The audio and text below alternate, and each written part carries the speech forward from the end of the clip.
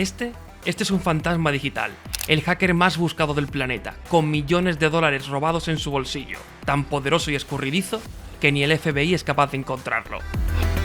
Este construyó un imperio clandestino de tarjetas de crédito robadas y planeó su fuga con una escalera de cuerda en su dormitorio. Este hacker trabajó ni más ni menos que para el servicio de inteligencia soviético y veía rastros de Illuminatis por todos lados. Y bueno, a este le vamos a dejar de momento en el anonimato porque su historia es un pelín diferente a las demás. Estos jefazos no son la clase de hacker que te infecta con un troyano y se creen el rey del hacking. No son los que te envían un correo amenazándote de que tienen fotos íntimas tuyas y que si no les pagas las van a subir a Facebook. Estos hackers son de verdad y son muy buenos, genios capaces de doblegar sistemas enteros con unas cuantas líneas de código. Algunos robaron millones sin dejar rastro, otros jugaron con fuego y acabaron quemados. Cada uno en su tiempo, cada uno dejó una marca imborrable en la historia del hacking. Bienvenidos al lado más oscuro de la red. Evgeny Mikhailovich Bogachev, el hacker más buscado del planeta y la mente maestra detrás del temido virus Zeus. Conocido como Slavik o Lucky 12345, ha robado cientos de millones de dólares, infiltrándose en sistemas de grandes corporaciones y gobiernos, como Ucrania o Georgia. Es señalado por influir en las elecciones de Estados Unidos en 2016. Desde su refugio, en Rusia, opera como un fantasma, invisible, intocable y siempre a un paso por delante. Mientras tanto, el FBI ofrece 3 millones de dólares por su captura. Esta es la historia de Evgeny Bogachev.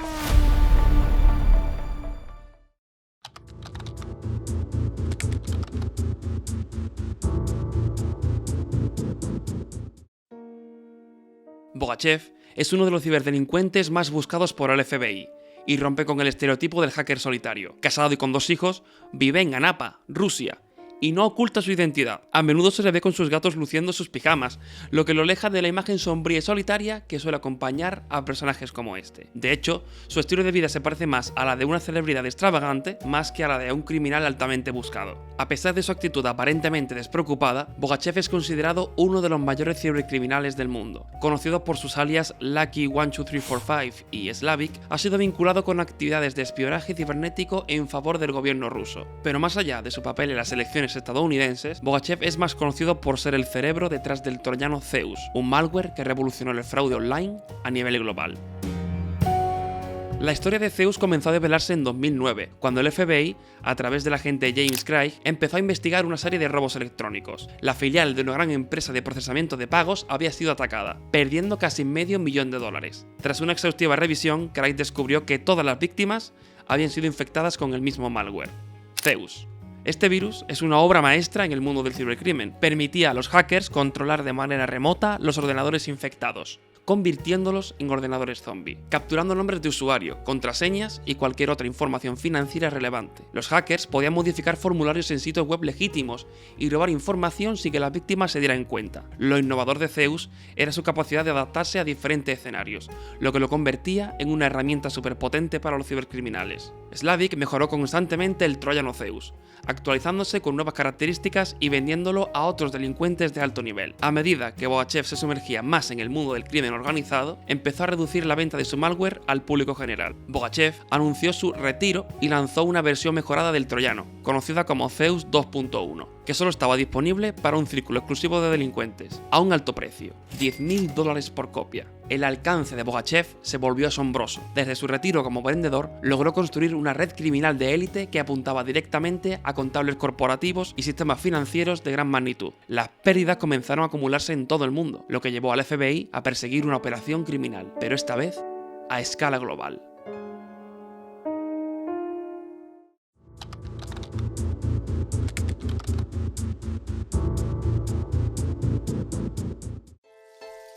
En septiembre de 2009, el agente del FBI James Craig dio un importante paso en esta investigación. Gracias a la ayuda de expertos en ciberseguridad, logró rastrear un servidor en Nueva York que jugaba un rol clave en las operaciones del grupo. Obtuvo una orden de registro y el equipo forense del FBI copió todos los datos del servidor, enviándolos a Nebraska para su análisis. El FBI colaboró con Mandiant, una empresa de ciberseguridad, para despedazar el código detrás de Zeus y, junto a lingüistas, descifraron la jerga utilizada en los chats. Los mensajes contenían referencia a víctimas cuyas credenciales bancarias bancarias ya habían sido robadas, decenas de miles de líneas de registro de chat en ruso y ucraniano, en lo que pronto se identificó como el servidor Haber de la banda de Bogachev, un elemento esencial para coordinar sus operaciones. El servidor Haber contenía toda la comunicación interna de la banda, proporcionando una hoja de ruta detallada de sus actividades y utilizadas para realizar transferencias fraudulentas. Craig y su equipo comenzaron a contactar a instituciones afectadas por el fraude, muchas de las cuales ya habían despedido empleados sospechosos de los robos, sin darse cuenta de que eran sus ordenadores los que habían sido hackeados.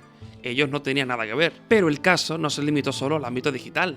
En 2009, 3 jóvenes de Kazajistán acudieron a una oficina del FBI en Nueva York, con una extraña historia. Habían sido reclutadas como mulas de dinero. Un hombre las instruía para abrir cuentas bancarias, y luego de unos días retiraban grandes cantidades de dinero, quedándose con una pequeña parte, y entregando el resto. Este esquema era parte de una operación mucho más grande que involucraba la extracción de fondos robados de cuentas legítimas.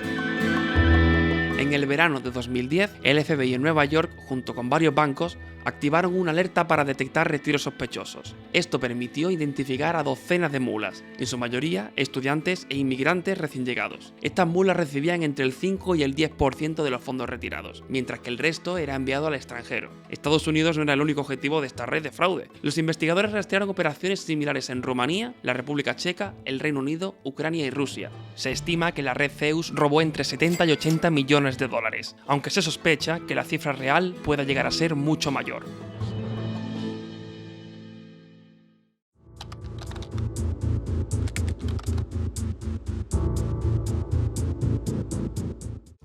En Omaha, Craig siguió adelante con la investigación, centrando sus esfuerzos en Ucrania, donde varios líderes de la banda residían, entre ellos Alexei Bron, alias The Head, quien era el encargado de mover el dinero, Iván Viktorovich, alias Petrovich, responsable del soporte informático, y Vyacheslav Penchukov, alias Tank, quien dirigía toda la operación. En otoño de 2010, el FBI y la policía ucraniana llevaron a cabo redadas en Donetsk. Craig participó en estas operaciones, donde se incautaron cerca de 20 terabytes de datos. Aunque lograron arrestar a muchos miembros de la banda en 4 países, los líderes principales, incluido Slavik, el cerebro detrás de Zeus, seguían en libertad. Un año después de desmantelar la red Haber Zeus, una nueva variante del malware Zeus comenzó a florecer, Game Over Zeus, una versión más sofisticada que utilizaba una arquitectura peer-to-peer para comunicarse entre las máquinas infectadas, lo que lo hacía esta botnet extremadamente difícil de desmantelar. Por un lado, Zeus seguía un modelo de botnet centralizada, donde las máquinas obedecían las órdenes de un mismo servidor, lo que lo hacía vulnerable y fácil de desmantelar si encontraban el servidor. Pero en el caso de Game Over Zeus, la cosa era diferente. Las mismas máquinas infectadas actuaban de nodo, por lo que si una caía, las otras máquinas podían seguir dando órdenes al resto, lo que se conoce como las botnets peer-to-peer. El líder de esta nueva operación seguía siendo Slavik, quien había perfeccionado su sistema de robo a gran escala. Game Over Zeus no solo robaba credenciales bancarias, sino que también lanzaba ataques de denegación de servicio, para distraer a los bancos mientras vaciaban las cuentas. En una sola transacción, la red logró robar 6,9 millones de dólares. A diferencia de los retiros manuales realizados por las mulas, Game Over Zeus se centraba en transacciones bancarias de 6 y 7 cifras, ocultando los robos entre las enormes cantidades de dinero que se mueven diariamente en el sistema financiero global. Las investigaciones apuntaron a áreas cercanas a Vladivostok, en el lejano oriente de Rusia, donde las mulas canalizaban grandes sumas de dinero hacia las cuentas controladas por la banda. Este esquema representaba un salto en el crimen organizado internacional, utilizando la tecnología para llevar a cabo robos a una escala sin precedentes. El grupo de Slavik no se limitaba a robar bancos, también atacaban a empresas de todo tipo, organizaciones sin fines de lucro e incluso a personas propias. En octubre de 2013 implementaron un nuevo tipo de amenaza, CryptoLocker, un ransomware que encriptaba los archivos de los ordenadores infectados y exigía un pago, generalmente entre 300 y 500 dólares para desbloquearlos. Aunque esta herramienta no generó grandes ganancias, permitió que los ciberdelincuentes monetizaran una gran cantidad de máquinas infectadas, que de otro modo no habrían tenido valor. Si las máquinas infectadas podrían tener relación con personal realizado con un futuro golpe, se mantenían en oculto para que no saltaran las alarmas, pero si el ordenador les era inservible para un golpe, las infectaban con este ransomware. La empresa Dell SecureWorks estimó que alrededor de 250.000 ordenadores habían sido infectados con este malware, generando más de $1 millón en rescates.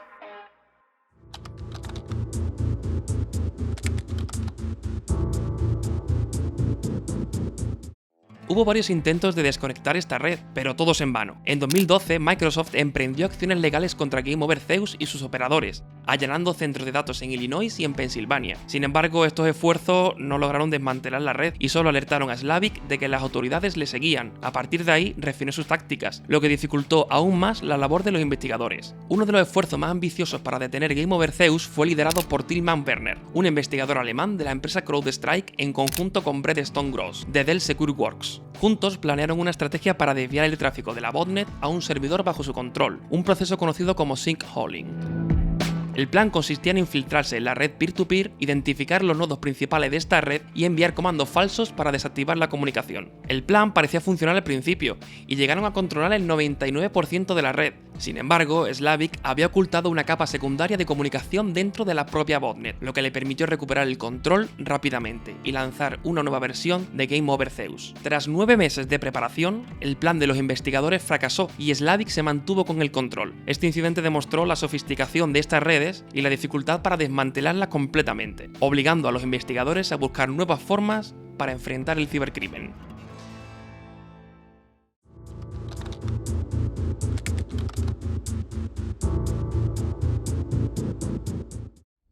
A lo largo de la última década, la oficina del FBI en Pittsburgh ha liderado algunas de las investigaciones más importantes relacionadas con delitos cibernéticos, en gran parte gracias a J. Keith Mularski, jefe del escuadrón cibernético local. Mularski se unió al FBI a finales de los años 90, inicialmente investigando casos de terrorismo y espionaje en Washington DC. Sin embargo, en 2005 aceptó el desafío de volver a su ciudad natal, Pittsburgh, para unirse a un proyecto de ciberseguridad. Aunque carecía de experiencia técnica en informática, se lanzó a una investigación encubierta en el foro criminal Dark Market, un punto de encuentro para ciberdelincuentes. Adoptando el seudónimo Master Splinter, inspirado en las Tortugas Ninja, Mularski ascendió hasta convertirse en el administrador del foro. Desde esta posición privilegiada pudo monitorear las actividades delictivas de la red y colaborar con el arresto de 60 criminales en 3 continentes, muchos de los cuales estaban involucrados en el robo de identidad. En 2014, el escuadrón de Mularski, junto con la National Cyber Forensic and Training Alliance, una organización también ubicada en Pittsburgh, lideraba algunas de las investigaciones más importantes del Departamento de Justicia: identificar y neutralizar la amenaza de Game Over Zeus, que requería una colaboración internacional sin precedentes.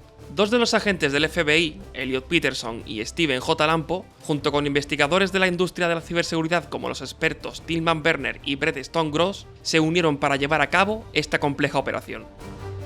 El equipo de Pittsburgh adoptó una estrategia multifacética. Primero, tenían que identificar con precisión a los miembros del Business Club, un grupo de unos 50 ciberdelincuentes que trabajaban con Slavic. Segundo, debían desmantelar la infraestructura digital que permitía a Game Over Zeus operar. Y tercero, era necesario coordinar una operación global para confiscar los servidores que controlaban la botnet. Una de las claves del éxito fue la colaboración del FBI con la firma holandesa Foxit, especializada en análisis forense cibernético. Los investigadores de Foxit lograron rastrear a Slavic y a su grupo a través de antiguas cuentas de correo electrónico y nombre de usuario, lo que les permitió entender mejor su estructura.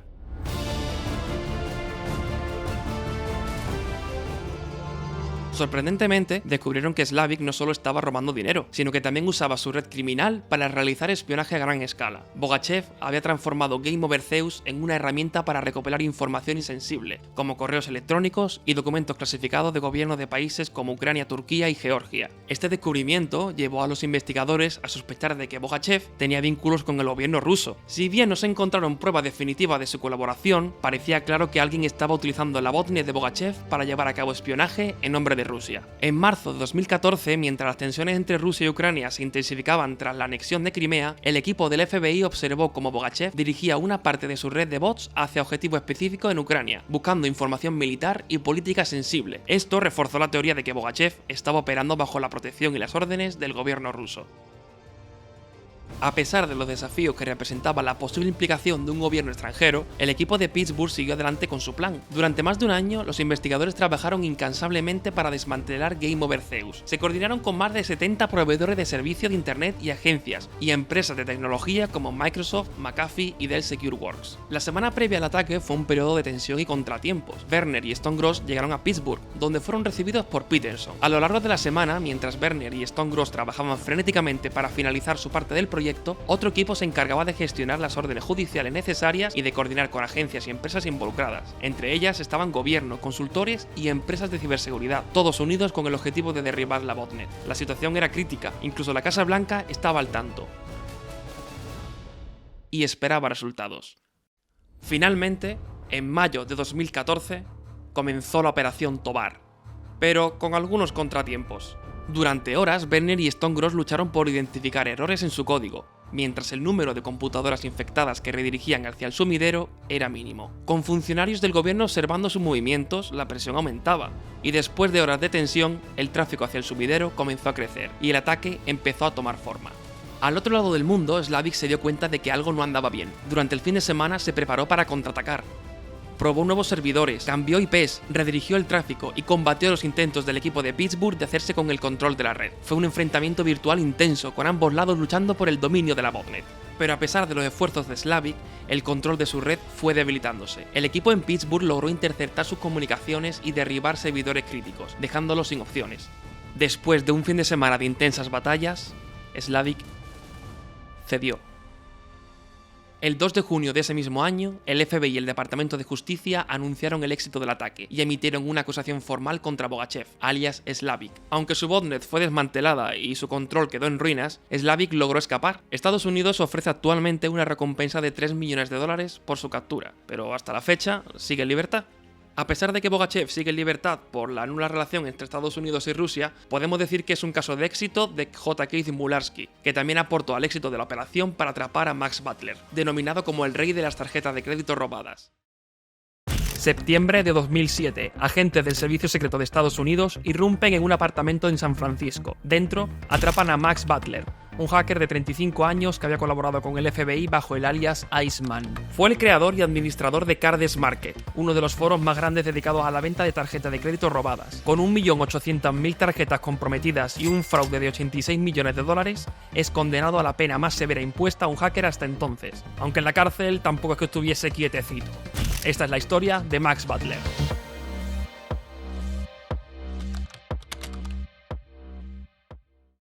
Max Ray Butler nació en 1972 en Meridian, Idaho. Su padre fue veterano de Vietnam y era gestor de una tienda de ordenadores. Desde pequeño, Max mostró un talento natural para la informática y pasaba horas trasteando ordenadores en la tienda de su padre. La vida de Max cambió drásticamente a los 14 años cuando sus padres se divorciaron. Se volvió rebelde y comenzó a meterse en problemas. Por ese entonces, Max había sumergido en los mundos de las BBS, los primitivos foros online de los 80 y 90. Gracias a estos foros, comenzó su carrera de hacker. Su talento era evidente, pero también su rebeldía y falta de límites. En 1991, con 19 años, Max fue condenado después de agredir a su novia Amy. Le cayeron 4 años de prisión. Salió en libertad condicional en 1995 y durante su estancia en la cárcel, el mundo digital avanzó a pasos agigantados.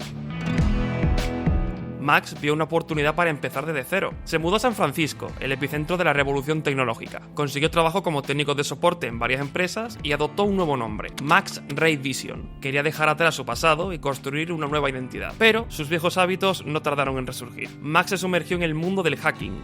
Se unió a canales de IRC, siglas de Internet Relay Chat, salas de chat en tiempo real que en los 90 era el corazón de la comunidad hacker, el espacio ideal para compartir software pirata. Subía archivos ilegales desde su trabajo, pero una compañía proveedora de servicios de Internet en Littleton, Colorado, detectaron un exceso de consumo de ancho de banda y la rastrearon hasta las oficinas corporativas de CompuServe, donde Max trabajaba. Cuando se dieron cuenta en quién había sido, lo despidieron en el acto. Max se mudó entonces a California, vivía en una mansión con otros entusiastas de la informática, y trabajó como administrador de sistemas en una startup de videojuegos, pero seguía metido en actividades ilegales de piratería. La Asociación de Editores de Software, tras descubrir que había estado distribuyendo software sin autorización desde la oficina de CompuServe, lo demandó por $300.000. Al final llegaron a un acuerdo en el que Max pagaría $3.500 y trabajaría gratis como consultor. Después de esto, se trasladó a Berkeley, donde comenzó a trabajar como consultor de seguridad independiente, realizando pruebas de penetración en sistemas informáticos.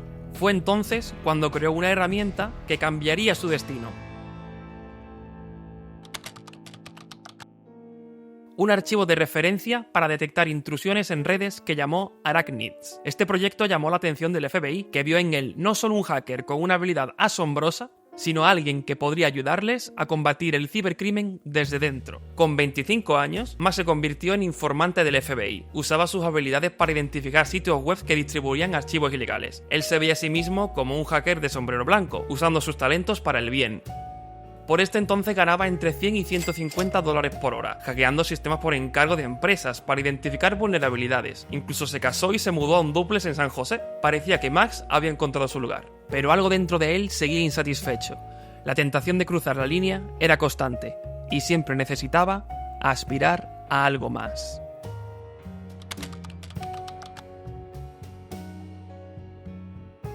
Todo cambió en 1998. Max descubrió una vulnerabilidad crítica en Bind, el software que traduce los nombres de dominio en direcciones IP. Era un fallo en el sistema que podía dar control sobre todos los servidores de Internet. Max esto lo notificó al FBI como informante y se corrigió el error, pero también instaló una puerta trasera secreta. Esto le permitía acceder a cualquier sistema que usara Bind, y eso incluía servidores militares y gubernamentales. Empezó a infiltrarse en sistemas por pura diversión, pero sus acciones no pasaron desapercibidas. Investigadores del gobierno detectaron los ataques y siguieron el rastro hasta su casa en San José. Su arrogancia lo traicionó. Max había cometido un grave error. Configuró alertas emergentes para notificarle cuando tomaba el control de un sistema. Estas alertas se enviaban a través de un proveedor de internet por marcación telefónica. Una citación judicial al proveedor de telefonía y obtuvieron su nombre. El FBI le ofreció una pena reducida si delataba a otros hackers, pero Max se negó. En septiembre de 2000, Max se declaró culpable por el acceso no autorizado a ordenadores y sistemas del Departamento de Defensa. Fue condenado a 18 meses de prisión, así que su carrera como consultor de seguridad quedó destruida. La prisión, en vez de reformarlo, lo empeoró. Allí conoció a Jeff Normington, un estafador que vio potencial en las habilidades de Max.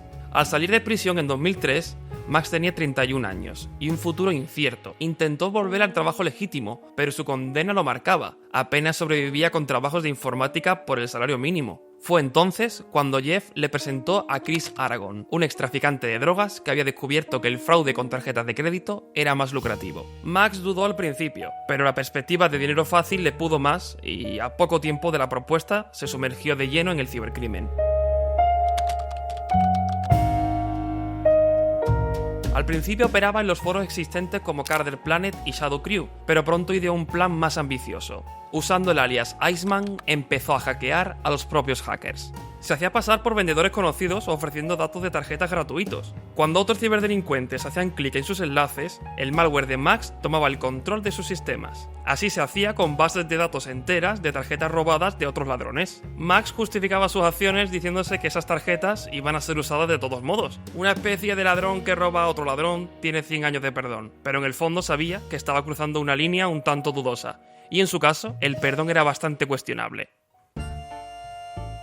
Con un codificador de banda magnética, Chris transfería los datos obtenidos ilegalmente a tarjetas en blanco, creando copias perfectas de las originales. Pero no se detenía ahí. Sabía que las tiendas de lujo pedían algo más que una simple tarjeta, así que también falsificaba identificaciones con la misma precisión. El plan era usar estas tarjetas clonadas para comprar artículos caros y luego venderlos en eBay, limpiando así las huellas de sus crímenes con cada transacción. Era una operación perfecta, y el negocio crecía, pero Max quería más. En 2005 decidió crear su propio mercado negro de tarjetas robadas, y así nació Carder's Market. Carder's Market se convirtió rápidamente en el mayor foro de compraventa de tarjetas robadas. Max ofrecía diferentes tipos de tarjetas a precios muy diversos. Su apetito de poder lo llevó a atacar a la competencia. El conocimiento de hacking de Iceman era tal que tomaba el control de los sitios web rivales. Luego transfería sus bases de datos de usuario a Carder's Market. Miles de ciberdelincuentes de todo el mundo quedaron a la deriva cuando sus foros desaparecían de la noche a la mañana. Max se había convertido en el rey del cibercrimen de tarjetas, pero su imperio atraía cada vez más la atención de las autoridades. El FBI asignó al agente Keith Mulaski para infiltrarse en Dark Market, el principal competidor de Carder's Market. Usando el alias Master Splinter, inspirado en las Tortugas Ninja, creó una historia elaborada que lo presentaba como un spammer polaco, y poco a poco fue ganando la confianza de los líderes del bajo mundo cibernético. Mientras tanto, Max seguía expandiendo sus operaciones. Atacaba empresas, bancos, procesadores de pagos, cualquier sistema vulnerable era un objetivo, pero a la vez, Max se volvía cada vez más paranoico. Cambiaba constantemente de ubicación, usaba conexiones wifi robadas y tomaba precauciones extremas. Se creía invencible, pero esta invencibilidad no le duraría mucho tiempo. El error vino de donde menos se esperaba. John Yannon, uno de los asociados de Chris Aragon, vendió un número de tarjetas de crédito a un informante del servicio secreto. Los investigadores siguieron el rastro del dinero hasta la cuenta bancaria de John. Tirando del hilo, cuando arrestaron a Chris Aragon, encontraron en su casa montones de tarjetas falsificadas. La investigación reveló que Chris y su esposa habían ganado casi $800.000 con sus ventas en eBay en 3 años, y buscando una sentencia más leve, decidieron cooperar con las autoridades, y eso requería delatar a la mente maestra detrás de todo esto, Iceman.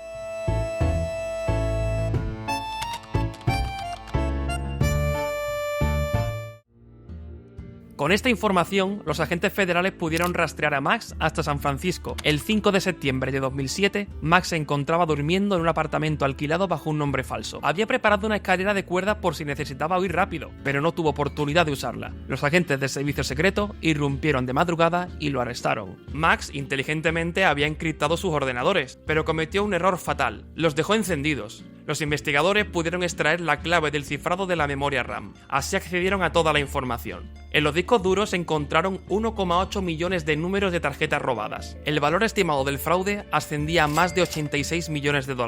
Se convirtió entonces en la mayor operación de robo de tarjetas descubierto hasta entonces. En 2009, Max se declaró culpable de 2 cargos de fraude electrónico. Fue condenado a 13 años de prisión. Y también debía pagar $27,5 millones en compensación a las víctimas.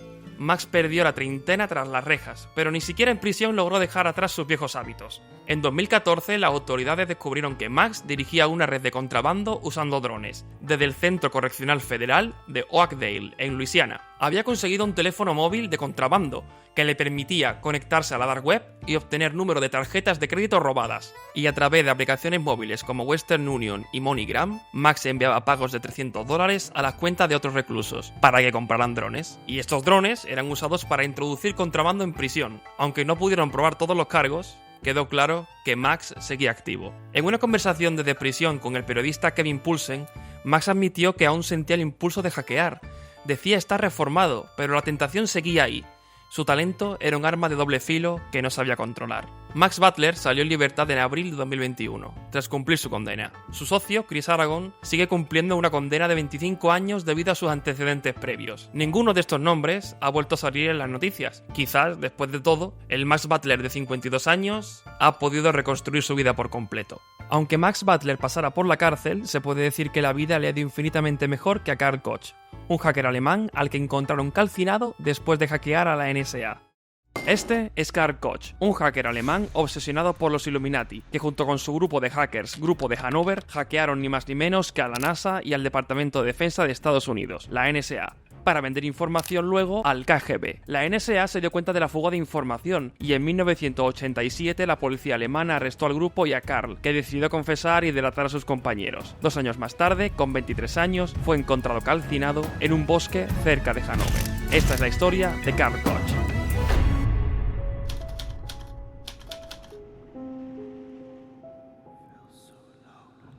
Karl Werner Lothar Koch nació en 1965 en Hannover, ciudad situada en la parte de la República Federal de Alemania, es decir, la parte controlada por los aliados occidentales antes de la unificación, dato que más tarde será importante. Karl tuvo una infancia complicada. Sus padres se separaron poco después de su nacimiento y fue criado por su madre. Lamentablemente a ella le detectaron cáncer y falleció, lo que le obligó a su padre a regresar para hacerse cargo de él. A los 11 años, Karl tuvo que enfrentar el alcoholismo de su padre, lo que provocaba constante conflicto entre ellos y la novia de su padre. Cuando tenía 14, este le regaló la trilogía Illuminatus. En estos libros se narraba la existencia de una sociedad secreta llamada los Illuminati, que manipulaba el curso de la historia mundial desde las sombras. Aunque la trilogía tenía un tono satírico y ficticio, Karl la tomó en serio. Nunca diferenció la realidad con la ficción y se leyó la trilogía como si fuera un informe. Se convenció de que los Illuminati realmente existían y que controlaban los eventos globales, incluidos los conflictos bélicos y los gobiernos. Él aún era muy joven, aún no sabía que leer esta trilogía iba a ser una de las razones de su muerte. Pero no nos adelantemos. Karl, aparte de creer en todas las teorías cooperativas de los libros, también desarrolló una obsesión por el número 23, que también aparecía frecuentemente en los libros. Según Karl, el número 23 era una señal de los Illuminati, interpretando su presencia como evidencia de que los Illuminati estaban vigilando todos sus movimientos. Llegó al punto de registrar coincidencias relacionadas con este número, y pensaba que cada vez que lo veía, era una señal de que algo significativo estaba por ocurrir. A los 16 años, Karl consumía marihuana y se enganchó al Valium y al Lorazepam, por lo que su estado mental comenzó a deteriorarse desde una edad bien temprana.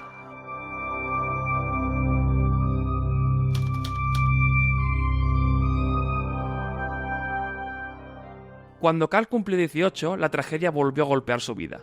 Su padre también murió de cáncer. Aunque la pérdida fue devastadora, esta vez heredó una considerable suma de dinero de su familia, lo que le dejó una sensación de vacío en medio de la fortuna. En ese momento crucial, tuvo su primer contacto con un ordenador, una Commodore 64, en el Consejo de Estudiantes del Estado de Baja Sajonia. Ese encuentro con la tecnología, en medio de tantas emociones, sería un punto de inflexión en su vida. En 1985 se compró un Atari ST y se dedicó al hacking. Su obsesión por los Illuminati le hizo ver el hacking como una forma de defenderse a sí mismo y actuar en nombre de la verdad y el equilibrio. En ese entonces, la comunidad hacking se concentraba en círculos de estudiantes y fue cofundador de la Chaos Computer Club, un grupo que promovía el acceso libre a la información y al hacking ético. Su nombre en clave pasó a ser Hag Barcelin, el protagonista anti-Illuminati de la trilogía que tanto le marcó.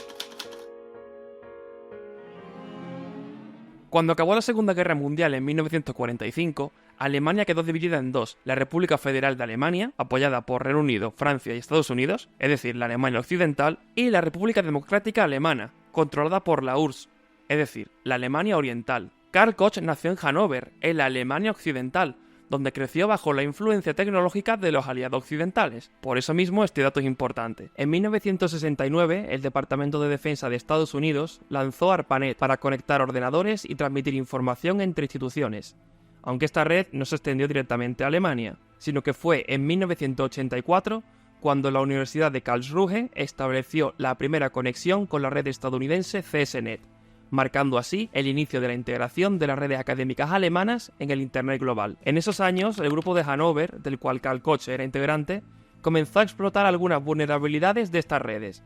Inicialmente se infiltraron en sistemas gubernamentales de bajo nivel, lo que les permitió descubrir debilidades en redes militares y de inteligencia de Estados Unidos.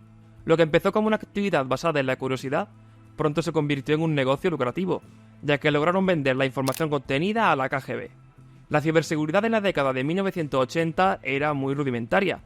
Muchos protocolos como FTP, Telnet y SMTP no contaban con mucha seguridad, lo que hacía que la transmisión de información fuera en texto plano sin cifrar, facilitando así la interceptación de datos. El grupo de Hannover aprovechó estas debilidades en redes basadas en Unix y VMS, explotando configuraciones de seguridad deficientes, como el uso de contraseñas predeterminadas, y realizando ataques de fuerza bruta, ya que no existían limitaciones en los intentos de acceso.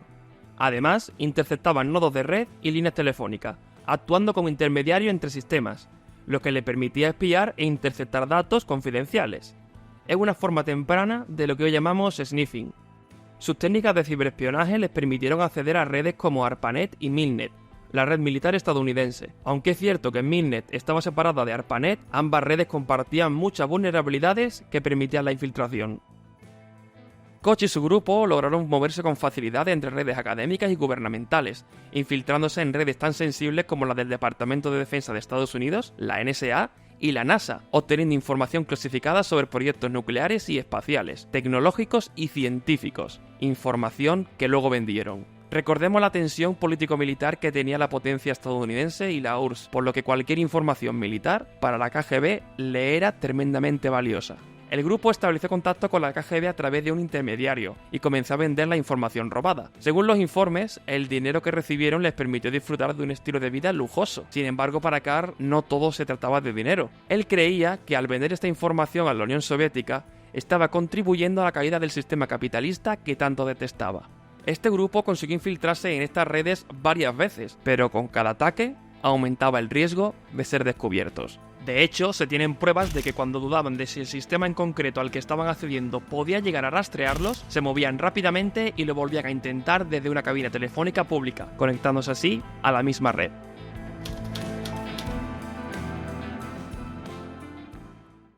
Mientras Karl continuaba con sus actividades de hacking, su salud mental se deterioraba aún más. Empezó a consumir grandes cantidades de cocaína, lo que incrementó su ya creciente paranoia. Esta droga lo mantendría despierto durante días, mientras pasaba horas hackeando y revisando obsesivamente la pantalla en busca de patrones numéricos y coincidencias relacionadas con el número 23. A medida que avanzaba su adicción, la línea entre la realidad y las conspiraciones se volvía cada vez más borrosa. Comenzó a desconfiar incluso de sus propios compañeros de hacking. Estaba convencido de que los Illuminati estaban detrás de todo y que tarde o temprano lo eliminarían por estar desafiando su poder. También temía que la KGB pudiera asesinarlo, si dejaba de ser útil para ellos o si sospechaban que estaba colaborando con los aliados. A finales de 1986, las autoridades estadounidenses y alemanas comenzaron a investigar la actividad de hacking en sus redes. La NSA había detectado varias brechas en sus sistemas y después de rastrear la actividad, lograron ubicar a los hackers en Alemania. En 1987 fue arrestado junto con varios de sus compañeros por la policía alemana. Sorprendentemente, Karl decidió cooperar con las autoridades. Al parecer el miedo y la paranoia lo empujaron a confesar y a entregar información sobre sus actividades y la de sus compañeros. Koch pensaba que al colaborar podría obtener algún tipo de protección, ya que temía tanto a la KGB como a los Illuminati. Este acto de traición cabreó a muchos de sus colegas de la comunidad hacker, quienes ahora lo veían como un traidor, pero para Koch era su única salida. Creía que al hablar con la policía podría escapar de las múltiples amenazas que lo acosaban. Koch pasó horas detallando sus actividades a la policía alemana, incluso revelando cómo contactaron con la KGB y les vendió qué y cómo la información. Este fue sin duda un duro golpe para su grupo y para los soviéticos, que perdieron una fuente clave de información.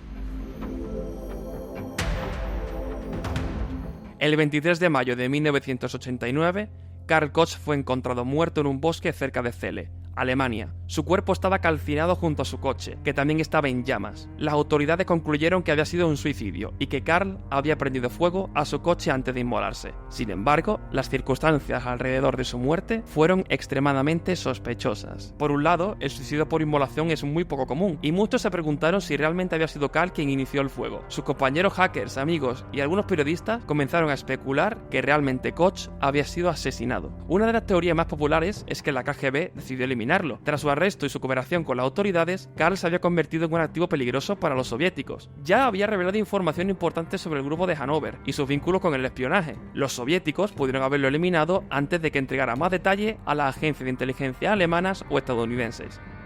Otra teoría apunta a que fueron los propios hackers quienes se encargaron de silenciar a Karl. Después de su traición, muchos de la comunidad hacker lo vieron como una amenaza. Otra teoría que ha circulado en torno a la muerte de Karl es la posible implicación de la CIA. Durante la Guerra Fría, tanto la KGB como la CIA estaban extremadamente activas en el espionaje internacional. Si bien no hay pruebas directas de que la CIA estuviera detrás de su muerte, algunos creen que Karl, con la información que tenía sobre sus redes militares, podría haber sido objetivo para la inteligencia norteamericana. Esta teoría, sin embargo, se basa más en especulaciones que en hechos comprobados, aunque caja con la atmósfera de desconfianza y paranoia que rodeaba la Guerra Fría. Finalmente, la versión más conspirativa, y quizás la que Karl hubiera creído, es que los Illuminati estaban detrás de su muerte. Para Koch, los Illuminati eran una fuerza omnipresente, que controlaba todo desde la sombra. Su creciente paranoia lo había convencido de que ellos sabían de su existencia y lo vigilaban. Si él realmente creía en estas conspiraciones, es posible que su muerte haya sido vista como un ajuste de cuentas en su propia mente perturbada. Aunque añadiendo más información a la versión oficial, recordemos el estado de alerta que le provocaba la obsesión por los Illuminati y la droga que consumía a diario. Antes de ser detenido en 1987, se fue de viaje a España, pero tuvo que interrumpir sus vacaciones porque su situación ya era insostenible. Volvió a Alemania e ingresó voluntariamente en una clínica psiquiátrica en Aquisgrán, y tal como podemos leer en su informe, el 21 de febrero ingresé voluntariamente en la unidad interna del Hospital Psiquiátrico H, debido a una esquizofrenia paranoide aguda, una psicosis agravada por cocaína. Para añadir incluso más peso a la teoría del suicidio, en su certificado de defunción podemos ver que oficialmente la muerte se determinó el día 24 de mayo. Sin embargo, según los informes, desapareció el 23, y tal como se menciona en la trilogía Illuminatus, todos los grandes anarquistas mueren el 23. Karl Koch murió con 23 años, un 23 de mayo.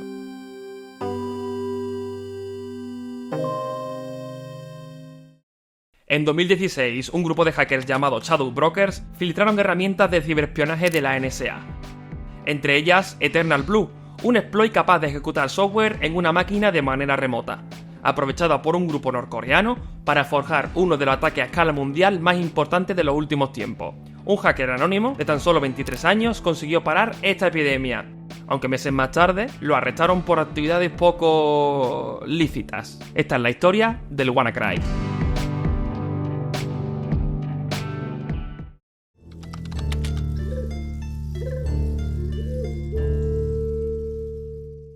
Nunca se llegaron a identificar y no se sabe su origen, pero lo que sí sabemos es que su técnica era buena.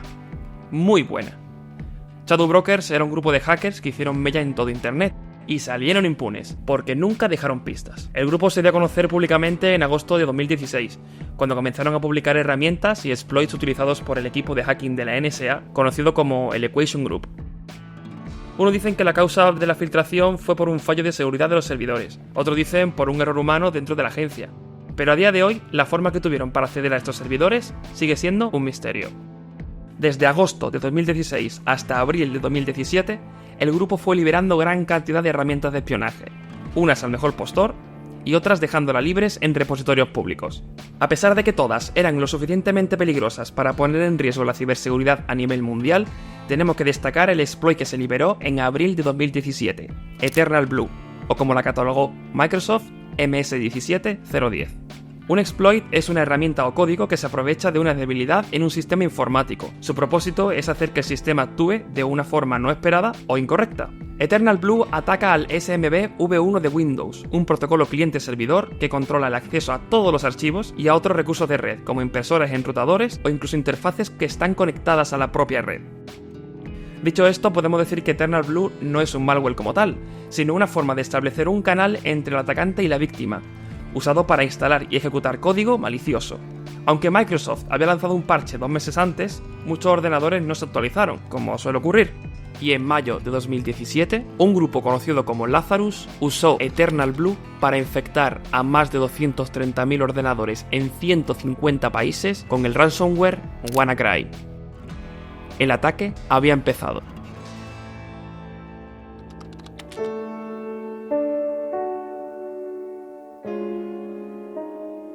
No existen todavía evidencias suficientes para saber cuál fue el vector de entrada del ransomware, pero las que más se barajan son la infección en un fichero adjunto en un correo electrónico, la descarga directa de un archivo de una web o el acceso a través de una vulnerabilidad en la red de un equipo conectado a internet.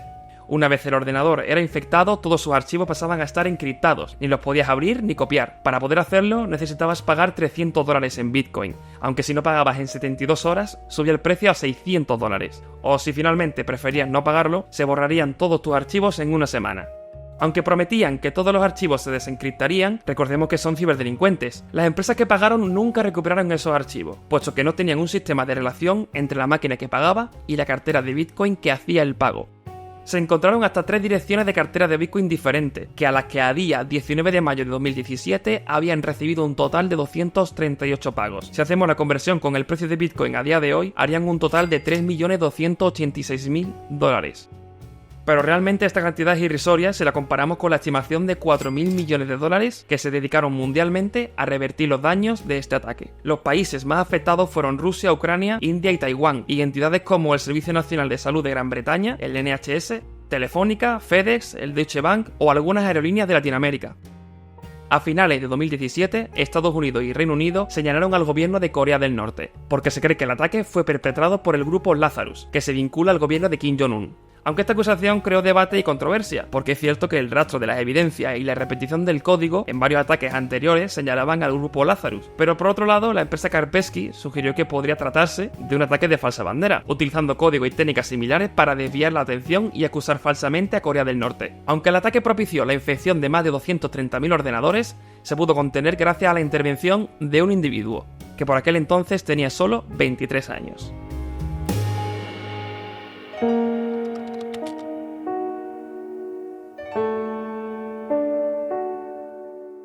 Hijo de un trabajador social y una enfermera, a Marcus se le veía siempre ligado desde pequeño a la tecnología. Su familia se mudó a Ilfracombe, un pueblo tranquilo al suroeste de Inglaterra. Ya con 9 años pudo desbloquear los ordenadores de su escuela para poder instalar aplicaciones que en un principio estaban bloqueadas. Cuando tenía cerca de 14, programó su primera aportación en un foro online dedicado al malware, un password stealer, es decir, un ladrón de contraseñas, basado en vulnerabilidades de Internet Explorer. Para este entonces, Marcus se unió a una comunidad de hackers, Hack Forum, donde principalmente los usuarios mostraban cómo conseguían tener su propia botnet, su propio ejército de ordenadores zombie que podían controlar remotamente. Estos ejércitos podían hacer tareas de ataques de delegación de servicio, minar bitcoins o enviar spam publicitario al unísono, todo bajo el mando de quien controla el malware. A la edad de 15 años, Marcus tenía bajo su control a más de 8.000 máquinas infectadas, mediante engaño a usuarios de BitTorrent, que se descargaban y ejecutaban los archivos falsos que Marcus había infectado previamente. Un usuario llamado Vinny se fijó en él y le ofreció una propuesta: desarrollar un rootkit, es decir, un software malicioso diseñado para darle a un hacker la capacidad de introducirse en un dispositivo, hacerse con el control y permanecer oculto ante los ojos del dueño. Vinny pondría este rootkit a la venta a través de los foros y Marcus se llevaría el 50% de las ganancias. A mediados de 2012, Marcus completó el desarrollo de Lupas Kit, llamado así haciendo referencia a la planta venenosa Antiaris toxicaria. La venta de este kit le hizo ganar miles de dólares, lo que le permitió vivir una vida cómoda, que se volvió a complicar cuando Vinny acudió a él una segunda vez, pero esta vez proponiéndole algo más complicado, algo más grande.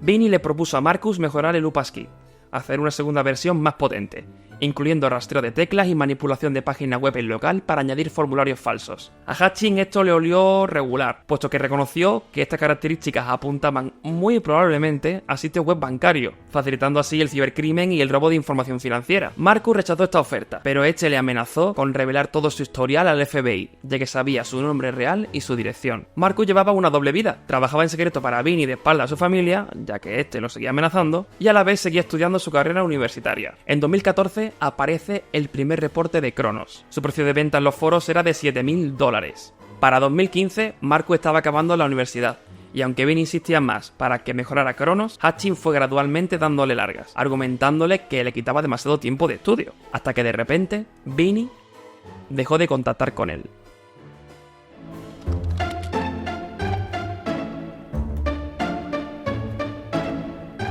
Vinny dejó de enviarle mensajes y pagos mensuales a Marcus. Desapareció totalmente de la ecuación. Aunque para Marcus fue un alivio momentáneo, siempre tenía en la cabeza las amenazas de Vinny. Recordemos que sabía su nombre completo y dirección. Pasaron unos meses y decidió abrir un blog anónimo al que llamó MalwareTech. En él hacía artículos acerca de hacking, utilizando ingeniería inversa con software maliciosos conocidos. Es decir, se descargaba los malware y en un entorno cerrado y seguro hacía pruebas y descifraba cómo estaba codificado. En este blog nunca mencionó su relación con Cronos. En alguno de los posts hablaba sobre los botnets, campo en el que tenía más que experiencia. Analizaba las conexiones entre los ordenadores zombies que formaban parte de una botnet. No pasó mucho tiempo hasta que un emprendedor llamado Salim Neino, CEO de una pequeña empresa de ciberseguridad con sede en Los Ángeles llamada Cryptologic, envió un correo electrónico a MalwareTech para preguntarle si podía trabajar para ellos. La empresa quería que Marcus, bajo el nombre de MalwareTech, creara un servicio de seguimiento de botnets, uno que alertara a las víctimas si sus direcciones IP aparecían en una colección de máquinas hackeadas.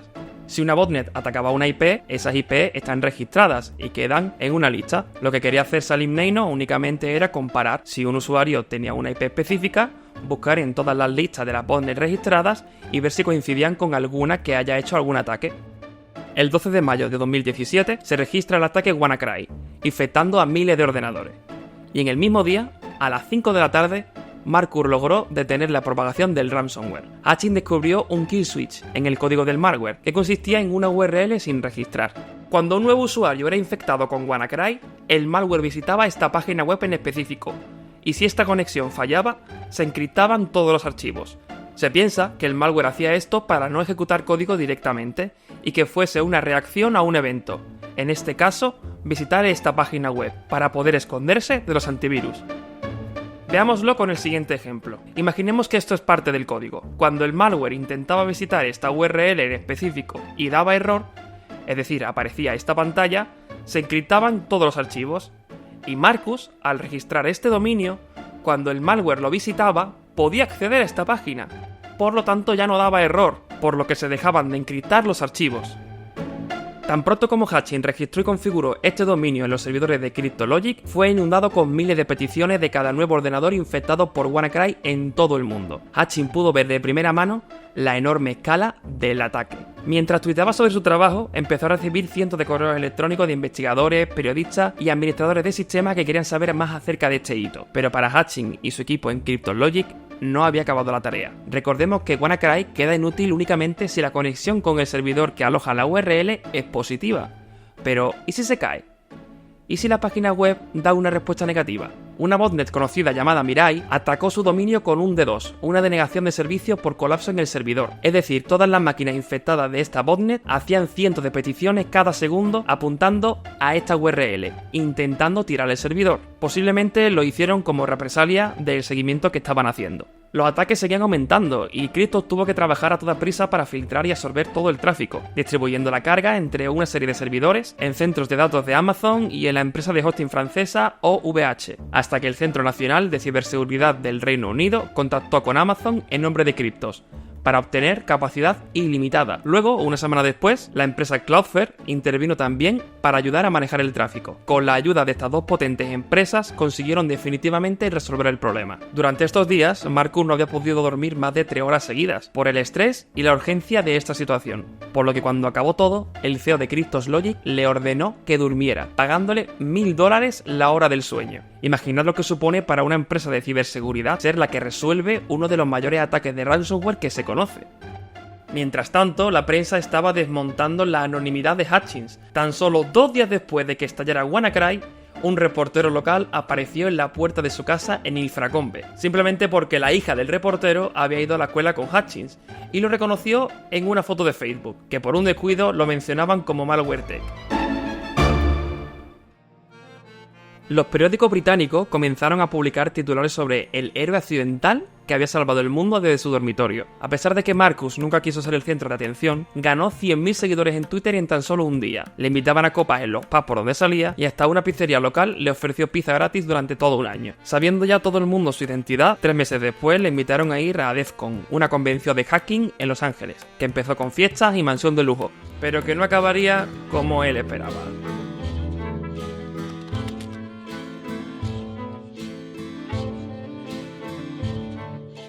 En agosto de 2017, Marcus Hutchins fue arrestado por el FBI en Las Vegas. Fue acusado de desarrollar y distribuir el malware bancario Kronos entre 2014 y 2015, años antes de su participación como héroe del WannaCry. Hutchins se declaró inicialmente no culpable de las acusaciones. Sin embargo, en abril de 2019 decidió abrirse. Hutchins se declaró culpable de 2 de los 10 cargos relacionados con la creación y distribución del malware Kronos. Aceptó la responsabilidad por sus acciones pasadas, expresando arrepentimiento y destacando que desde entonces se había dedicado a la ciberseguridad para proteger a los usuarios. En julio de 2019, Hutchins fue sentenciado a 1 año de libertad vigilada. El juez reconoció su papel como héroe en el caso WannaCry y su rehabilitación desde entonces. Van a ser personas como tú, con tus habilidades, quienes encontrarán soluciones a los protocolos de seguridad mal implantados, dijo el juez J.P. Stadtmuller, que fue quien llevó el caso. Después de cumplir su sentencia, continuó trabajando en ciberseguridad e investigación del malware. Hoy en día, Hutchins sigue siendo una figura activa y reconocida en la comunidad de ciberseguridad,